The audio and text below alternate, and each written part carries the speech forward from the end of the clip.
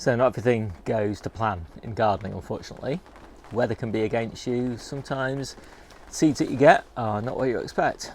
I'm going to share with you today my worst ever failure in gardening and a bit of a grim story. Let's get on. Well, that was definitely one of the most depressing harvests I've ever done. Almost everything had gone to seed. And not just gone to seed, but these were meant to be Red Baron. These are not Red Baron, nothing like any Red Baron I've ever harvested before. Only those two little piles, that one and that one, didn't go to seed. But even so, they're sorry looking specimens. Thank goodness I oversowed onions this year. But whatever, and thank goodness some of them were from sets that actually were the variety that I'd sowed. So fortunately I just popped a few spare onions into this beetroot bed, and looks like only one of those went to seed. They're not particularly big, they were just spare onions, just random ones. Shallots, loads of those have gone to seed. This bed looks a lot better. These are the same Red Barons that aren't Red Barons, but looks like maybe only 20% of those have gone to seed. So anyway, I'll take those out, but they're small. Oh dear. I've got about 60 onions at home, good quality ones. I think if I manage to get, I don't know, maybe 100 onions this year, I'll have done well. Not a total disaster, because you can still eat onions after they've gone to seed, they just won't store. But yeah, that's a pretty grim harvest. I think I sowed something like 400 onions. As I say, I'll probably get 100 keepers out of them. Well, it turns out that the shallots were a stellar harvest. Absolutely beautiful. Not all as big as those, but that doesn't matter. Shallots are shallots. They're great. Probably well over 100 of those. And not a single one of those went to seed. So, thank goodness for interplanting. And the parsnips are looking good in there. Some of them are ready for harvest now. So that was a fantastic idea, Steve. And those were the onions that I interplanted into those beetroot. I've got salad onions around the outside. And again, these are good. None of those went to seed. Those were from sets. But those are proper Red Barons. That's what I would expect a Red Baron to look like. Not like that. So it really is hard to muster the enthusiasm, really, to harvest these.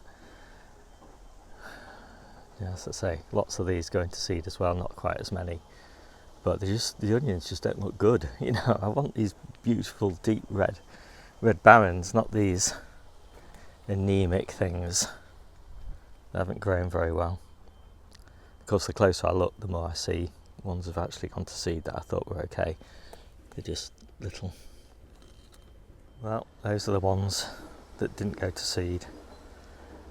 And then these and all of those went to seed, and those even had white onion rot or something similar, but not very many.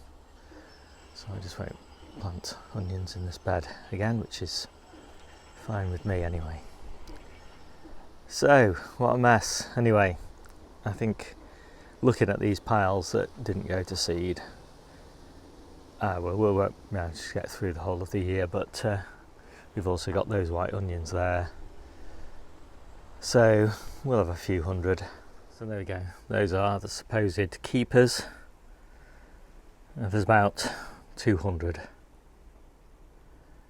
And a lot of those are shallots, fortunately. Pays to diversify. There's racks after racks after racks of these, so that is not too bad. And of course, you know, I'm not going to throw all the others away. They'll keep us going for a few months.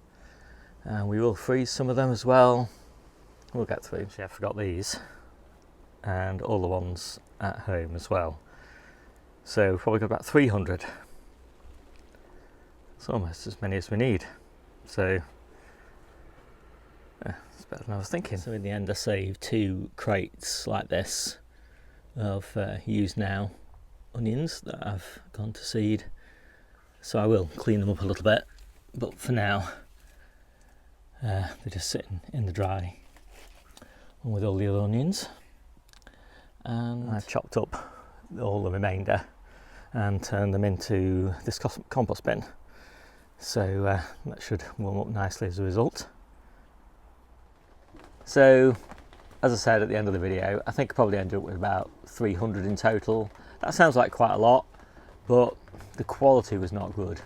And so I don't really expect very many of those to keep for very long. You know, to be honest, if we keep going until February before we lose some of those onions, I'll be surprised.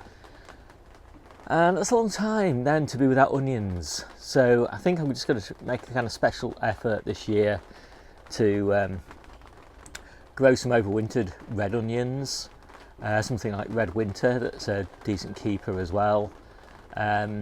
Sow it late, so it's less like, I mean, red onions are notorious for going to seed as well over winter, but if you sow them later on, plant them rather, sets later on, sort of about November time when the soil temperature is well below 10 degrees or just below 10 degrees, you stand a chance. Anyway, my name's Steve, this is the Seaside Kitchen Garden and Allotment channel, and I'll see you soon.